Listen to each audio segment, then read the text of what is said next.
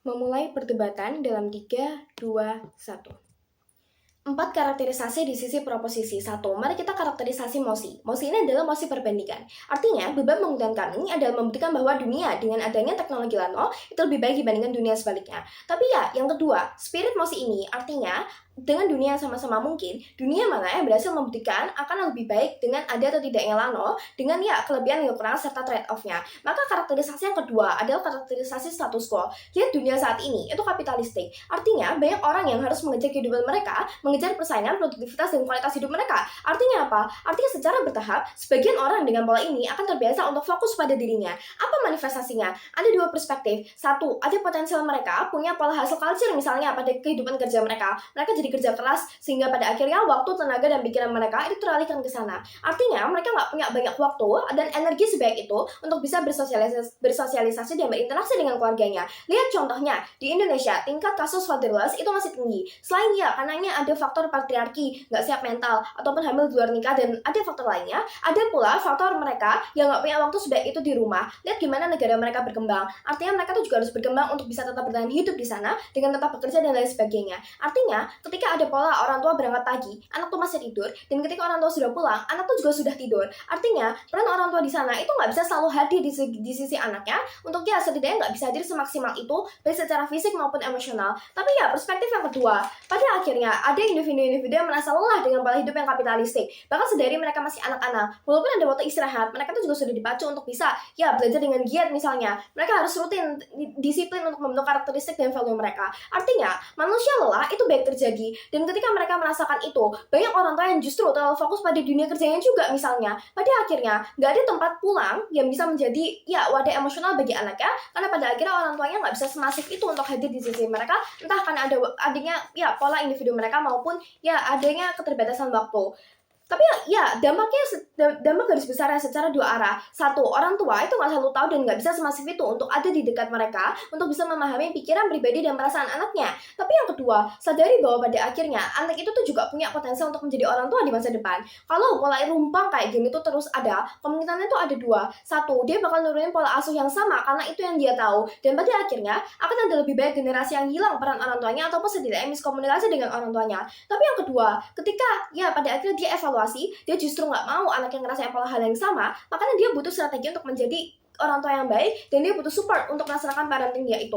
Itulah mengapa Lano tuh jadi solusi atau setidaknya alternatif yang mendukung strategi orang tua buat bisa lebih hadir dan terikat pada anaknya. Lihat dunia sekarang itu udah banyak negara yang teknologi itu maju yang bisa buat support bikin ini. Tapi ya pun pada dunia negara-negara berkembang, setidaknya mereka bisa melakukan ekspor import misalnya. Ya pada akhirnya mereka juga nggak apa-apa, karena justru mereka yang butuh ada teknologi Lano ini, biar pada akhirnya ketika mereka harus terus mengutarakan pola hidup mereka di sana untuk setidaknya bisa bertahan hidup, ya ada teknologi yang bisa bantu mereka untuk setidaknya tetap merasakan peran anak, saya bisa hadir untuk menjadi peran bagi anaknya, untuk menjadi pendengar bagi anaknya. Tapi ya yang ketiga, karakterisasi aktor rentan. Anak dengan orang tua yang belum bisa mengikuti perkembangannya itu adalah menjadi aktor rentan. Kenapa anak dengan orang tua yang nggak bisa mengikuti perkembangan anaknya dengan baik itu menjadi aktor rentan? Ada dua aspek. Satu, mereka nggak punya pendamping tumbuh kembang dengan peran yang nyata atas dasar status quo tadi. Artinya pun ada peran orang tua di status quo kami itu nggak semasif itu atau ya nggak sesignifikan itu. Tapi yang kedua, dari segi orang tua,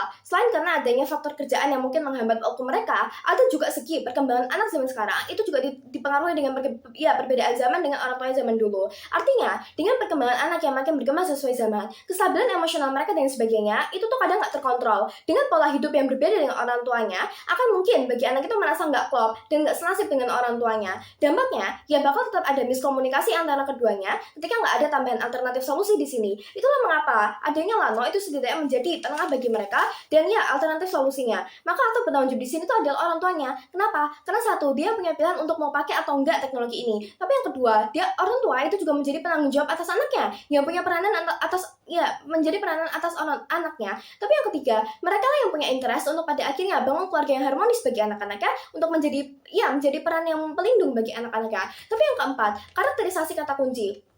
Satu, teknologi Lano itu sendiri, ya mereka tuh bisa ditanamkan dari sebelum lahir. Artinya, pun ada proses kedokteran, prosedur kesehatan, dan lain sebagainya, itu sudah ditimbang aman atau enggaknya. Ada syarat-syarat yang harus dipenuhi. Artinya teknologi ini itu nggak akan sembarangan dipakai oleh ibu hamil misalnya. Ada prosedur, ada persyaratan, ada persetujuan di sana yang dibentuk antara dokter dan pasiennya. Tapi ya pun pada akhirnya nggak segitu amannya. Kami rasa masyarakat tuh pada akhirnya diskursus. Akan ada diskursus masyarakat yang bakalan sharing pro dan kontranya. Bakal ada dokter yang ngasih kamu, ya edukasi terlebih dahulu untuk pakai ini atau enggak. Jadi ada pertimbangan yang sudah dipikirkan dan sudah masif ada di masyarakat. Tapi ya yang kedua, tujuan dari Lano ini sendiri itu artinya bisa membuat orang tua untuk punya akses penuh untuk mengetahui pikiran pribadi dan perasaan anaknya. Artinya setidaknya orang tua itu punya akses untuk lebih memahami perasaan anaknya, untuk lebih mengetahui perasaan anaknya, dan setidaknya pun iya orang tua tuh nggak bisa langsung paham dengan ini, setidaknya orang tua tuh tahu kalau anak itu lagi ngerasain ini, tahu masalah yang lagi dialami anaknya dan sebagainya, sehingga setidaknya itu jadi pancingan bagi orang tuanya untuk lebih mengetahui tentang anaknya.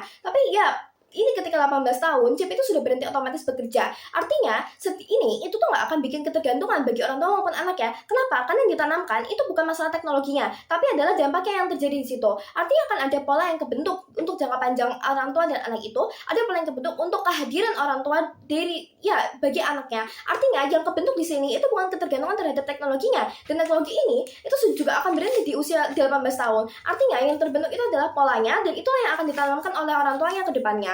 Tapi ya, karakteristik selanjutnya itu adalah orang tua. Satu, mereka itu tuh yang punya akses pilihan. Artinya mereka tuh punya akses penuh untuk mau atau enggak. Nggak ada paksaan di dunia kami. Tapi ya, kalaupun pada akhirnya mereka tuh mau pasang, artinya mereka tuh adalah orang tua yang memang merasa butuh adanya support dari teknologi ini. Pun secara ekonomi mereka harganya mahal. Orang tua yang mau ngelakuin ini atau udah siap atau punya kapasitas akan itu. Tapi gimana kalau orang tua yang minoritas ataupun nggak punya kapasitas untuk akses ini? Ya satu, ada insentif pemerintah yang bisa kasih subsidi untuk masyarakatnya. Tapi yang kedua, juga masih ada program-program rumah sakit yang akan membantu keluarga tersebut. Tapi ya pun nggak ada insentif-insentif tersebut, setidaknya masyarakat lebih aware bahwa ini tuh menjadi perbincangan sampai ada solusinya. Artinya setidaknya ini menjadi pengingat bagi orang tua untuk bisa lebih dekat dengan anaknya. Maka komparasi di sisi kami itu adalah satu, yang eksklusif sebagai kelebihan di sisi kami dan lawan nggak punya, itu adalah opsi ataupun akses bagi orang tuanya, setidaknya punya pilihan untuk menambahkan strategi dari parenting mereka. Setidaknya orang tua punya lahan lebih untuk mereka lebih, ngerti dulu perasaan anaknya. Tapi yang kedua, kekurangan asimetris itu adalah misperan orang tua dan anak, dan setidaknya di sisi kami itu ada penanggulangan yang bertambah variasinya. Maka atas dasar hal tersebut, Bangga menjadi proposisi.